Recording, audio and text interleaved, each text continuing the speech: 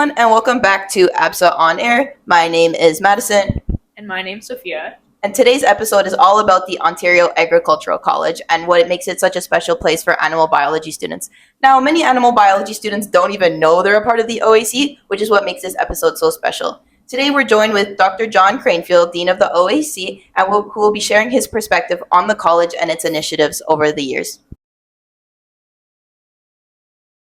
So first, we'll get started with a fun icebreaker question. So our question for you is, what's your favorite agricultural animal and why? Shetland cattle, also sometimes called Highland cattle. And the why is they're shaggy, stocky, and kind of cute. I like that. Fair enough. I like them as well. Actually, for our species of the semester, we picked the Highland cattle. Oh, nice. So if you guys haven't gotten it already, keep out look for next semester to see more cute animals. All right, next we'll get into your background and role as dean. So can you tell us a little bit about yourself? Yeah, do you have a couple hours? So I'm a city kid. I grew up in Alberta. I was born and raised in Edmonton. You don't grow up in Alberta without having agriculture in your blood, and there was some family connections back into agriculture too. Went to high school in Oakville, and I came to Guelph because I wanted to be a wildlife veterinarian. Like so many people, I came to Guelph to be a vet. And I'll never forget the day I decided that is what I didn't want to do. It was in second year. I was taking an invertebrate zoology 1 lab exam, and there was a specimen that we had to identify the genus and the species of based on a tiny, tiny, tiny little structure. And I realized that wasn't for me. So I spent a semester grazing courses, including microeconomics and macroeconomics with Evie Adelnot. And the next thing I knew, I had transferred into agricultural economics, and I flourished. I all of a sudden calculus made sense. I got excited about my classes. I kind of found my group. One thing led to another. Then I was in a co-op program, and then doing research as an undergraduate. And a professor of mine, Professor Ellen Goddard, who's not at the university anymore, sent me to a professional conference for agricultural economics. And I was going to the sessions, and I was like, wow, people get paid to do this, to do research?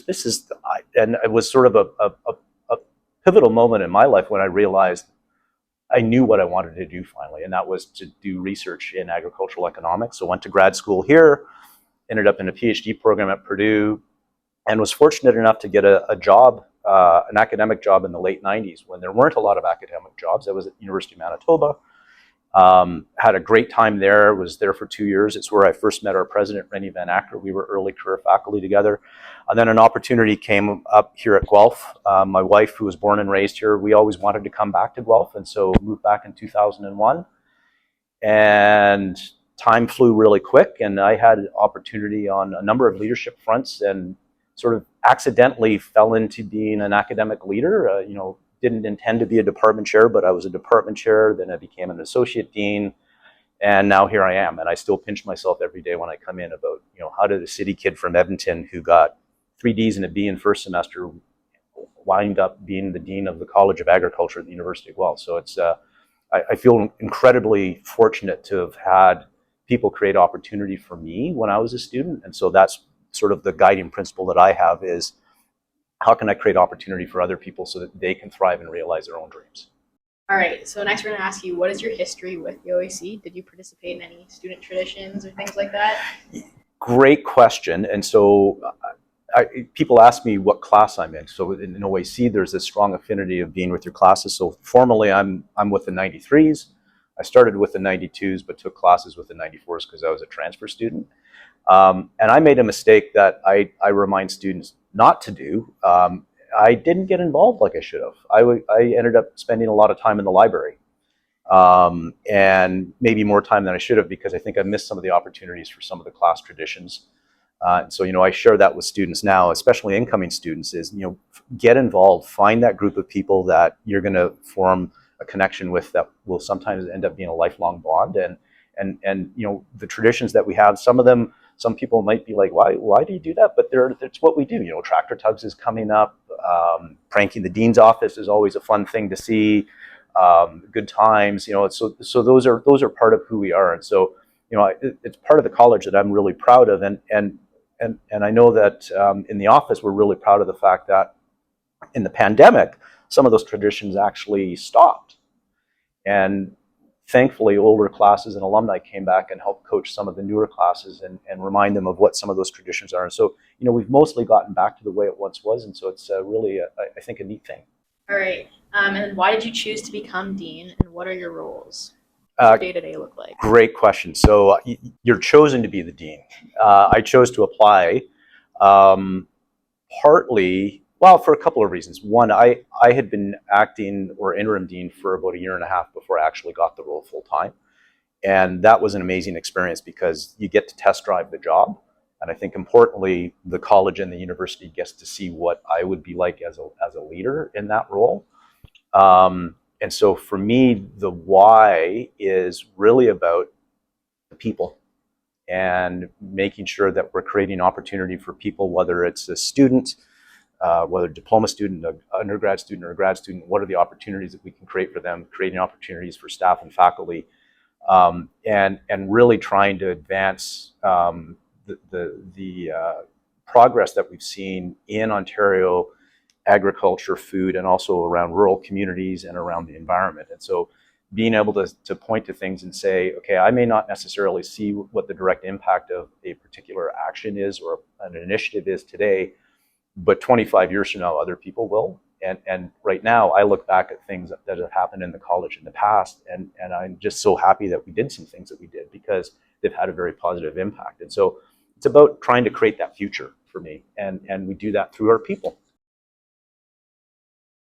All right. So now to get into how animal biology, the major itself, fits into the broader OAC family. How do you think it fits? Well, it's a great question because not all animal biology students know that they're part of a College of Agriculture, and it's the biggest program that we have in the college. It's typically, I think we're around 280 students a year, and it's actually one of the bigger programs at the university. I'm really proud of that. And so a lot of the students in the program come from an urban environment and are coming because they're interested in veterinary studies. That's an obvious pathway to that. But what I think is neat about the program is the experiences that you have in the Department of Animal Biosciences and with faculty like Kate Shoveler, like Christine Bays, like Trevor DeVries, like Andy Robinson. It helps people who didn't necessarily think of alternative paths other than a vet program as being viable. So, there's lots of room for opportunity in animal nutrition, in animal geneticists, animal welfare and behavior. And so it's exciting for me because it allows us to bring in people who didn't necessarily grow up in an agricultural environment and then see the opportunity and feel welcomed in that environment, and being able to take advantage of those opportunities. Yeah, I can relate to that. I'm someone from Toronto, so Yeah. I totally understand that. Okay, so we know that we've already touched a bit about student experiences and initiatives over the years, but beyond the classes, why is the OAC such a special place? I think it's our over 150 years of history. We just celebrated our 150th last year, and it was an amazing thing to see people from classes as far back as the 1950s and the 1940s come back and share with us their experiences, and you can connect the dots. So there's traditions that we do now that people have done for years and years and years in the college. And so there's that common grounding of that experience outside of the classroom that I think is really important. Some of that, some of those ideas are things like the crop tour. It's over 50 years old and it's got such a strong tradition. The international field trip, so the Costa Rica trip is a good example of that. Pranking the dean's office. We've done that every year for I don't know how long. And the other piece to that is also the phrase that students will sometimes hear faculty say, and I'm trying to echo quite a bit, and I learned this very much from Clay Switzer, one of our former deans. Never let your education get in the way of your learning. And what we mean by that is, yeah, you got to get your grades, you got to get the credits, you've got to pass your courses and satisfy the degree requirements. But go and find experiences outside of the classroom that allow you to grow as a person. Whether that's volunteering for College Royal, going into a square dancing set, one of the many clubs that we have, ABSA is a good example of that. Just getting involved and sort of finding that place where you feel comfortable with the people that you're around, but also put yourself in the position where it's a little bit out of your discomfort zone on sort of things that you think you might be capable of, because that's where the growth happens, right? And so for me, those initiatives are and those traditions and that sort of that culture in the college is really rooted in our history, because at some point along the way someone said, hey, we should do a crop tour. Well, now it's something that we're known for. And someone said, you know what, let's go prank the dean's office. Well, now that's something that we're known for. There are tractor tugs for tots, right? An initiative started, I think, by the class of 2008 as a way of fundraising for children in need.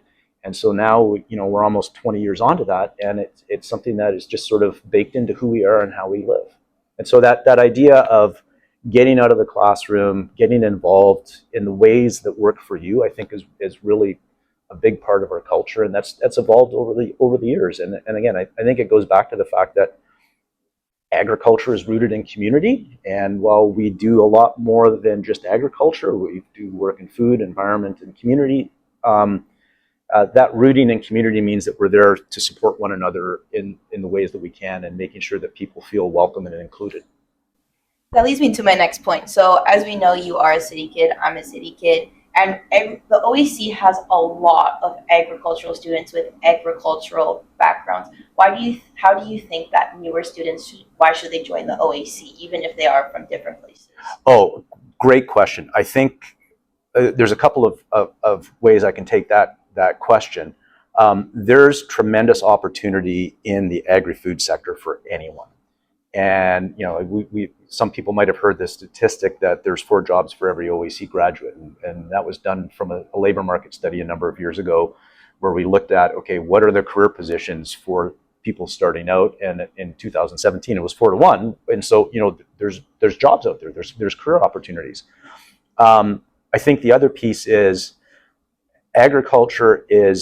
farming is a key part of agriculture, but the agricultural sector is enormous, ranging from equipment manufacturing all the way to grocery and retailing. And so, there's lots of opportunity to see yourselves in that, and also seeing yourselves applying technology. And so when we talk to younger people and high school students about the opportunities in agriculture, food, we often frame it up around the application of STEM. Science, technology, engineering, and math, because it is a high-tech sector, and it's one that's growing very, very rapidly, with lots of opportunities for both personal growth and professional growth. And so, I think it's really about how you get to also be part of feeding the world, right? I mean, I consider myself in the ag industry, and I get to be part of how we grow crops and raise livestock and produce food, and distribute that around the world, and help people have access to safe, wholesome, and nutritious food, and help them live their own lives. So it's about being part of that bigger community. Okay, to go something directly related to Guelph, many of the students in the animal biology program know a lot about the Honeybee Research Center. We know that this has been built over the last coming years, and they're finally opening up their facilities. Why is this an initiative you've supported over the years? The cheeky answer is because Rennie Van Acker, when he was the dean, made me the head of the building committee. But I was delighted that he asked me to pick up that initiative, because it didn't take long for me to really appreciate.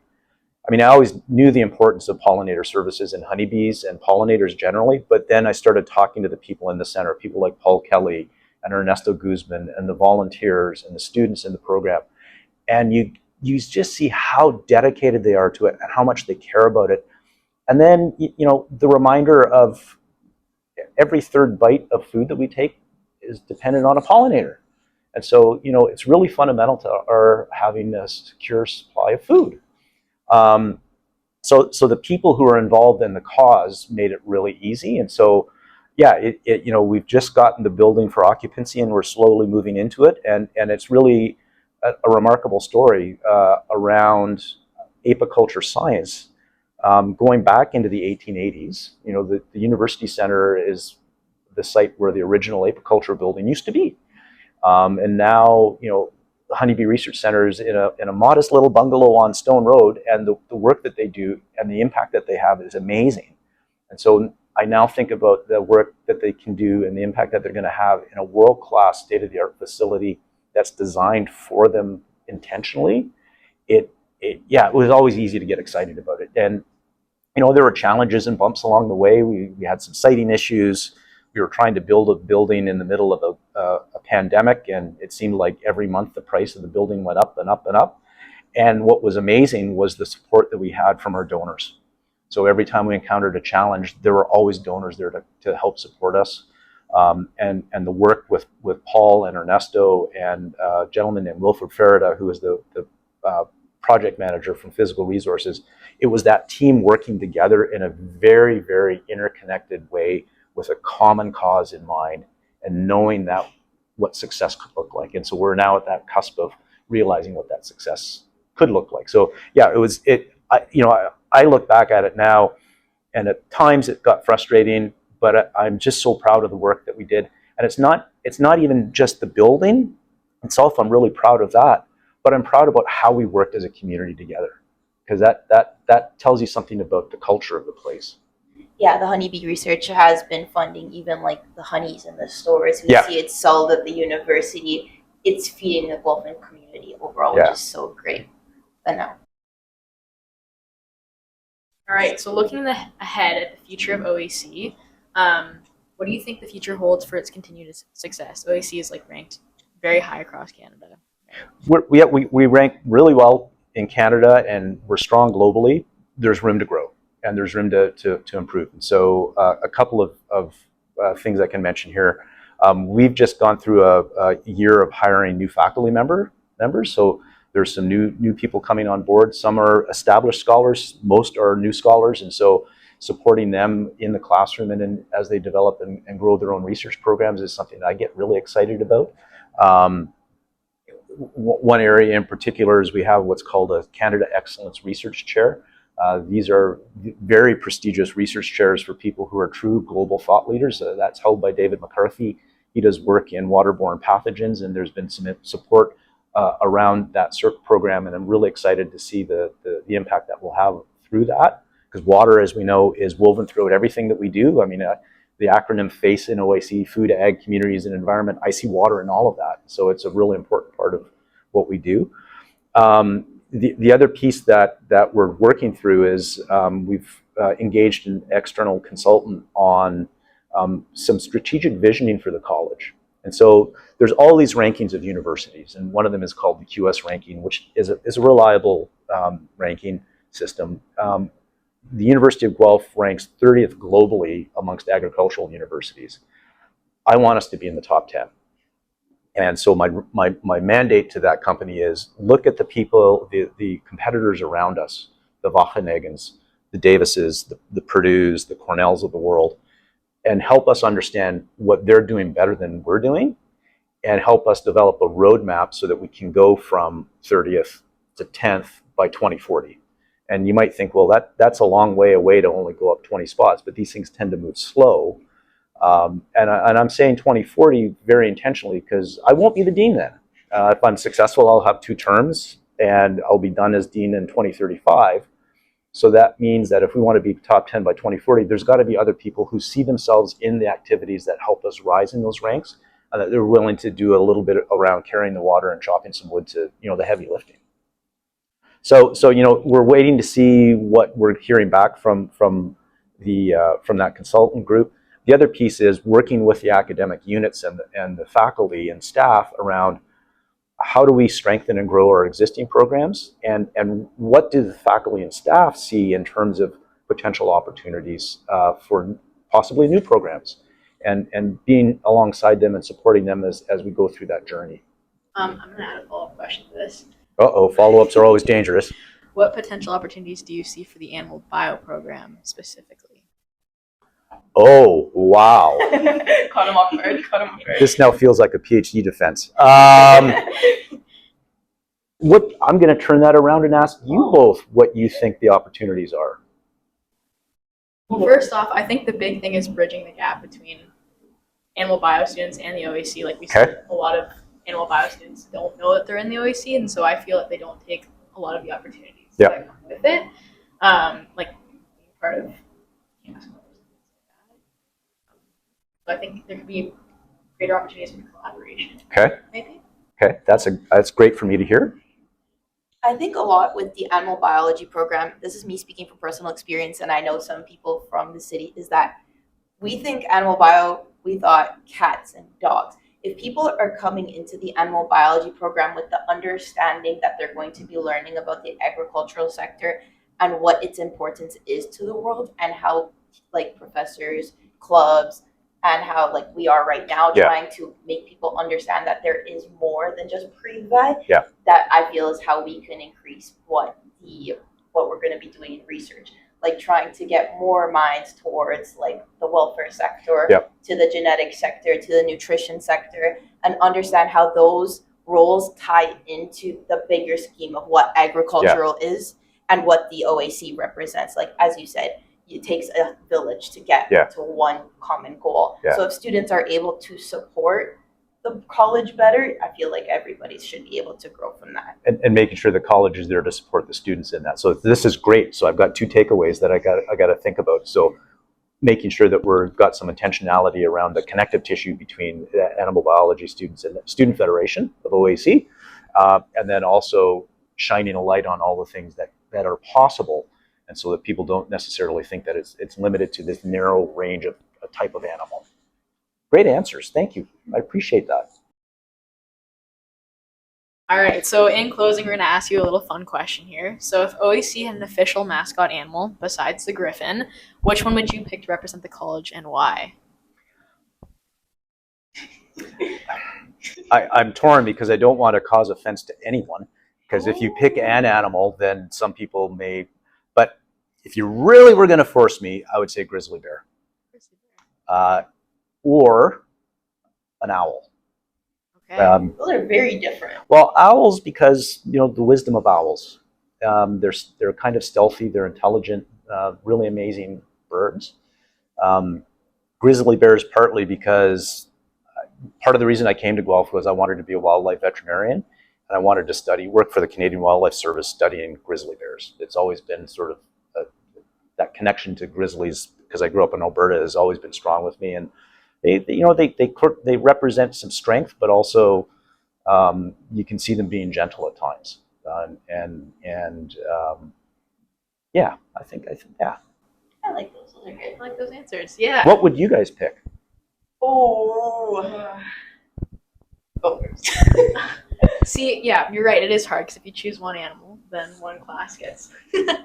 Oh, I love that. I would say, I think just a cow, just any cow. Maybe it's like an amalgamation of different cows because we're Moo U, so I think that makes sense to me. Wait, I don't know. You know what? I'm gonna go very off. I'm gonna go a wolf. But hear me out, okay? It's gonna be a couple reasons. One, wolves are intelligent. They're also predatory creatures, gotta stay on the attack if we wanna grow up in ranks. And, they also could be kind souls and great individuals. So this is my answer. So you said what I didn't want to say, which is grizzly bears also, because they do go on the attack. They can be aggressive. And so being aggressive in the pursuit of our growth as a college is really important. I know, it could be an example of how like the OAC, we have our hockey games against the engineer students, got to be aggressive there so we could represent the college and make them proud. All right, I'm going to do another follow-up question. Uh-oh. What's your favorite Aggie tradition and why? Oh, I'm going to say pranking the dean's office, because it brings to an end those fourth-year students' time as a student. I mean, convocation is formally what that does, but that prank is sort of their last hurrah as a class in the context of being a student in the college. And I've seen the memories that past students have around the pranks that they've done. And amongst the old deans, like the past deans, like they remember those pranks well, because it's coming. You don't know what it's going to be, and it's always a surprise. But it's also that connection that the students have back to the college. So for me, it's the pranking of the dean's office that I think is the one I'm most proud of. Are you excited for the 26s this year and what they have in store? Well, do you know what they have in store? Hey, I'm a 27. I don't know, but I'm mentally prepared for whatever the 26s have. I'll say this to the 26s: bring it on. All right, that's all for today's episode of ABSA on Air. We want to give a huge thanks to Dr. John Cranfield for sharing his insights on what it means to be an Aggie within the OAC. Remember, being part of OAC means you're part of a bigger community with endless opportunities for learning and growth. For updates on upcoming episodes, events, and merch drops, make sure to follow us on Instagram and TikTok at absa_UofG or email us at absauog@gmail.com. Thanks for listening, and we'll see you next time on ABSA on Air. Thank you guys. Thanks. Double whistle.